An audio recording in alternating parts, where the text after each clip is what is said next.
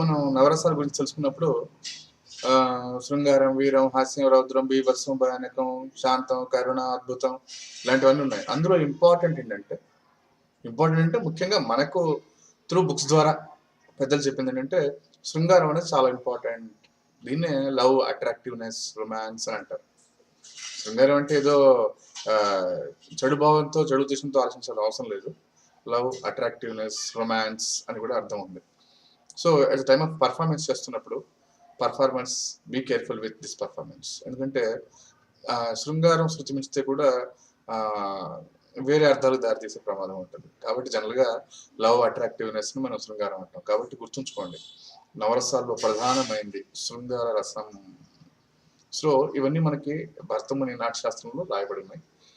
ఇదే మనకి ఈ నవరసాలనే మనకి ఫారిన్ కంట్రీలో మనం ఇమోషన్స్ అన్నారు. వాళ్ళు ఇమోషన్స్ అన్నా కూడా వాళ్ళకి జనరల్గా నవరసాలు అంటూ పేరు ఎక్కడ ఉండదు.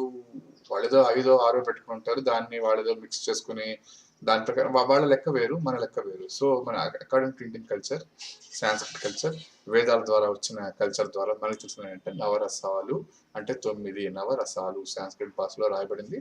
నవరసాలు అంటే 9. అందులో ముఖ్యమైన రసం ఏంటంటే శృంగార రసం. దీనికి ముందు పెద్దపీట వేస్తున్నారు.